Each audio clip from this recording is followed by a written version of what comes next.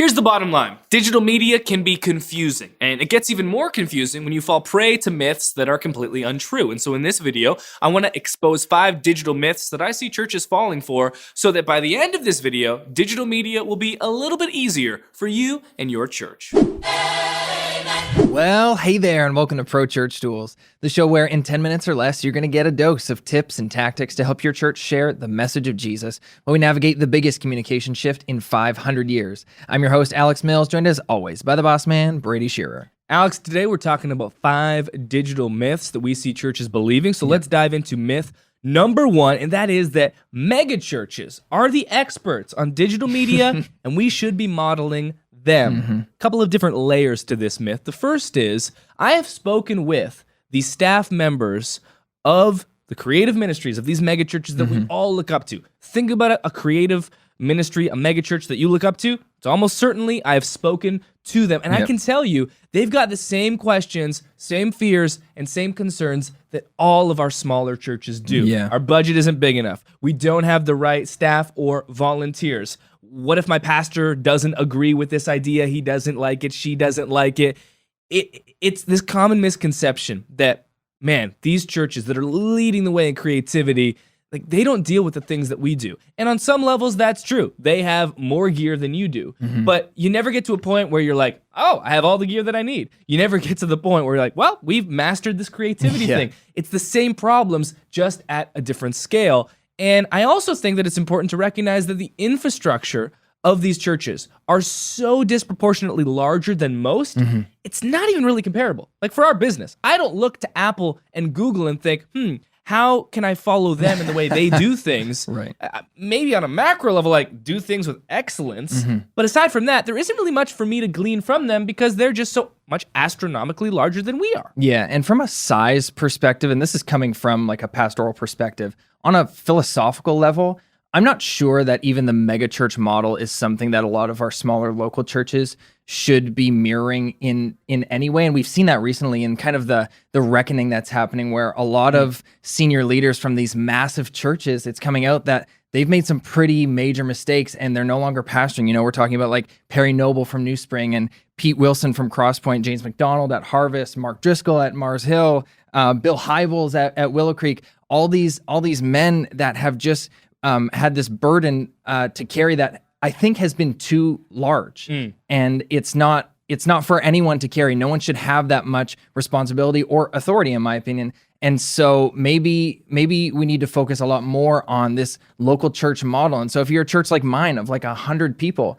stop looking up to the church of 100,000 people and say, how can we get there? No, look within, look at your people and say, what can we do to serve these people here and now? Right. We don't think that there's much to gain from aspiring to that certain level. Myth number 2, digital is just for big churches. So the first myth, well, we need to copy and follow what the big churches are doing.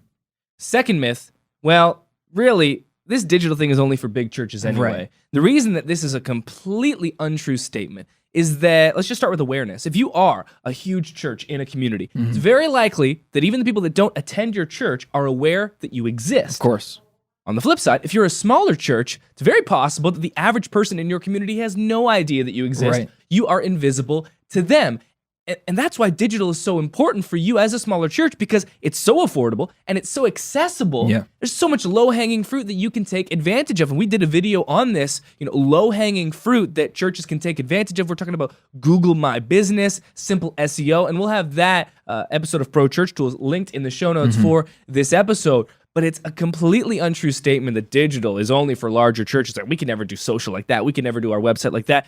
Maybe you couldn't do it like that, but that doesn't mean that there's huge amounts to be gained by just diving in. And these first 2 myths are the most important because once we've toppled over those myths, the next 3 become even more easy to topple over. So let's dive into myth number 3, live streaming. The average Sunday attendance, weekend attendance of churches in North America, 90%, 350 or fewer. If you are a church of 350 or fewer, I would almost certainly recommend that you do not live stream at your church. Right, but what about the people who are traveling? What about the people who are shut in, who can't leave their house? I gotta broadcast my service to them, don't I? Well, there are a couple different layers to this. There are all valid questions that we want to address. Firstly, your sermon that you are preaching on a Sunday. I definitely think that we should be repurposing that content. The great thing is podcasting is on the rise and has been for more than half a decade. Currently, 1 in 4 people in North America are listening to podcasts.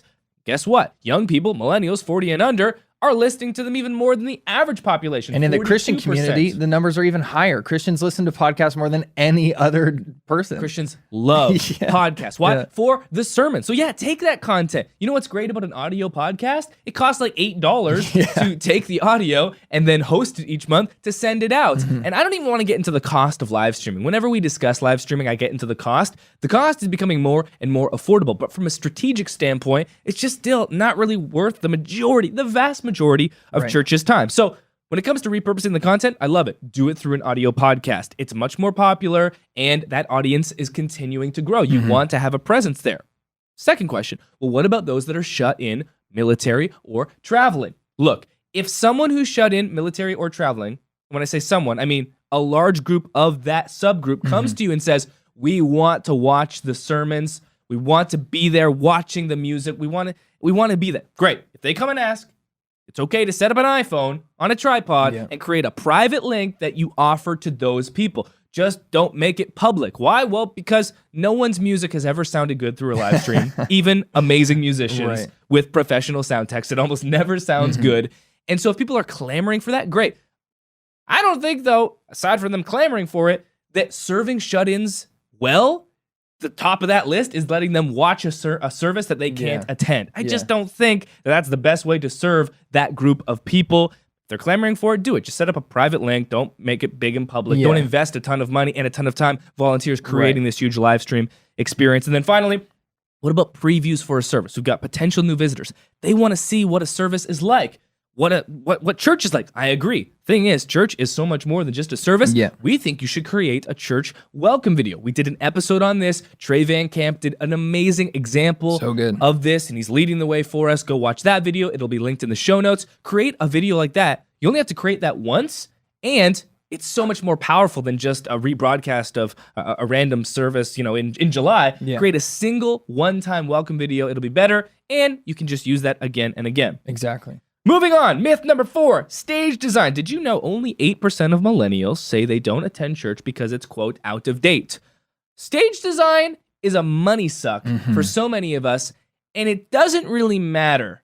And it can be done affordably. Coroplast is one of the most affordable materials, and it is incredibly versatile. You can use it for stage design. And when it comes to stage design, the most important thing to remember is that lighting is by far the most important element. You can do so much with negative space, with contrast ratio, with light beams and a little bit of haze. Incredibly affordable, and you don't have to waste that much money on it, and it's going to look great. I went through this at our own church, a small local church, and we were trying this is before I even started working here, and I was reading your articles on cheap stage design.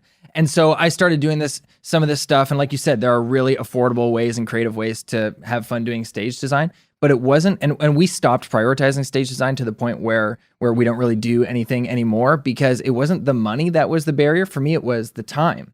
I evaluated my time and I'm like, I'm spending so much time decorating this stage when I could be, investing this time into our small groups programs or, having coffee with somebody from our church or whatever. Visiting a shut-in. Exactly. So like doing actual pastoral work. So for that reason, we don't really prioritize stage design anymore, and we don't think you should either. Yeah, the myth is that believing that it's so important, you need to prioritize it. I just don't see it being an importance. There's no data or anecdotal evidence that's pointing to that. Right. And finally, myth number 5, church apps are a great communication channel. We have talked at length about this. Here's a different angle. Here are the platforms, communication channels that if I was you, as a church, would invest in before going to a church app. You want to go to a church app? Great. Just polish off these ones first, master them. Okay, first, search engine optimization. Google My Business, your website, Facebook page, Facebook groups, Facebook ads, Instagram, YouTube, podcasting, lobby kiosks, email marketing, and content marketing. It's like 11 things there. And once you've done those, once you've mastered those, go ahead. And you're crushing on all those channels, maybe it's time for a church app then. If you want to learn more about church apps, there's a lot to talk about there. We've written an entire ultimate guide on why church apps are not likely the best choice for you. It's also linked in the show notes for this episode. Are these hot takes? Are we wrong? Are we incorrect? We often are. Let us know in the comments. Respond to this podcast, to this video. That'll do it for this episode of Pro Church Tools. We'll see you next time. Thanks for watching this video. Now, subscribe. Look, right now, you have one shot, one opportunity to seize this moment and like this video.